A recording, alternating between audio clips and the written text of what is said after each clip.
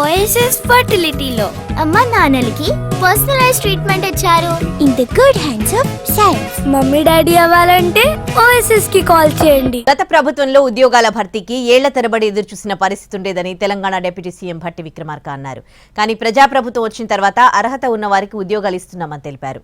ఇవాళ సెక్రటేరియట్ ఎదురుగా ఉన్న రాజీవ్ గాంధీ విగ్రహం వద్ద జెన్కోలో ఉద్యోగం పొందిన ఏఈలకు ఆయన ఉద్యోగ నియామక పత్రాలు అందజేశారు. చదువుకున్న యువతీ యువకులు ఖాళీగా ఉండకూడదనేదే తమ ప్రభుత్వ ఉద్దేశమని తెలిపారు.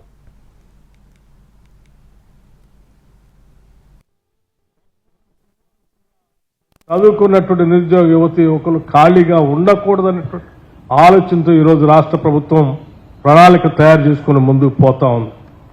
భవిష్యత్తులో కూడా మీ అందరికీ నేను మీ ద్వారా ఈ రాష్ట్ర ప్రజలందరికీ కూడా నూతన సంవత్సర శుభాకాంక్షలు తెలియజేస్తూ ఈ నూతన సంవత్సరంలో కూడా పెద్ద ఎత్తున ఉద్యోగ నియామకాలు ఉంటాయని వాటికి సంబంధించిన నోటిఫికేషన్స్ వస్తాయని ఈ సందర్భంగా మీ అందరికీ నేను మనవి చేస్తూ ఈ ఇచ్చేటువంటి ఉద్యోగాన్ని ఎవ్వరూ కూడా చదువుకున్నటువంటి నిరుద్యోగ యువతీ యువకులు ఖాళీగా ఉండకూడదనేటువంటి ఆలోచనతో ఈరోజు రాష్ట్ర ప్రభుత్వం ప్రణాళిక తయారు చేసుకుని ముందుకు పోతా ఉంది.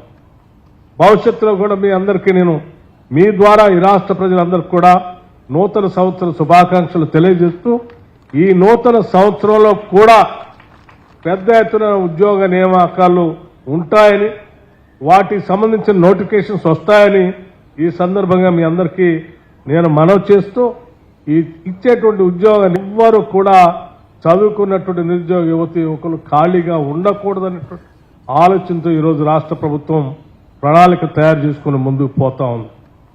భవిష్యత్తులో కూడా మీ అందరికీ నేను మీ ద్వారా ఈ రాష్ట్ర ప్రజలందరికీ కూడా నూతన సంవత్సర శుభాకాంక్షలు తెలియజేస్తూ ఈ నూతన సంవత్సరంలో కూడా పెద్ద ఎత్తున ఉద్యోగ నియామకాలు ఉంటాయని వాటికి సంబంధించిన నోటిఫికేషన్స్ వస్తాయని ఈ సందర్భంగా మీ